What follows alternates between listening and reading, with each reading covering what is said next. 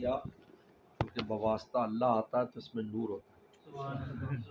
ہدیہ بواسطہ اللہ آتا ہے اس میں نور ہوتا ہے. اس لیے پیغمبر کی بھی جو رزق کے وسائل ہیں وہ ہدیے پر ہوتے ہیں یا مال غنیمت پر ہوتے ہیں. ہم مال غنیمت تو ہم کوئی کمزور ہیں، ہدیہ والا سلسلہ صحیح ہے.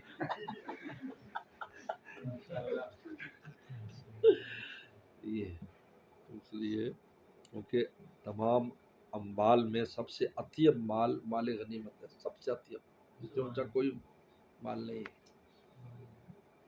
اس کے بعد پھر ہدیہ کا نمبر آ جاتا ہے. تو پیغمبر صلی اللہ علیہ وسلم کی زندگی میں جو یا تو ہدایہ لوگ دیتے تھے یا پھر بعد مال غنیمت آئے جو سلسلے تھے.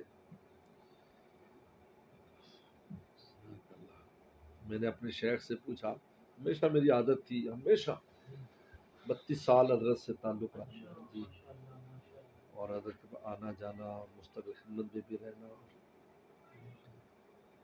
تو مجھے حضرت نے ایک دفعہ، تو میں جب بھی حاضر ہوتا تو ہدیہ پیش کرتا تھا.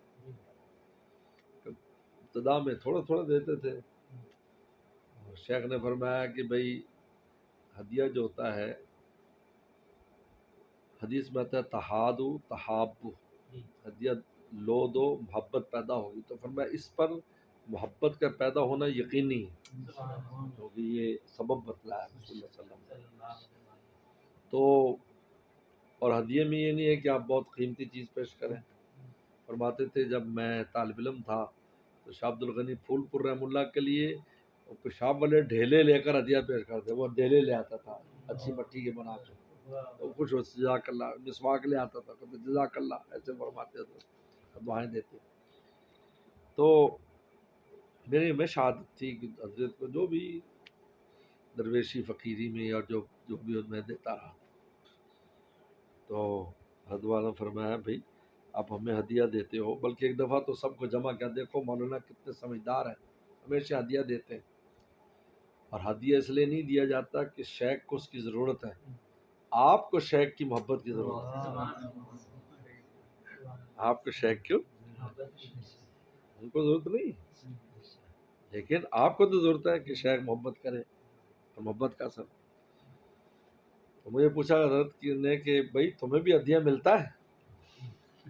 میں کہا حضرت صدقے پر تو 10 گنا ملتا ہے، اور پیر کو دیں تو بے شمار گنا ملتا ہے.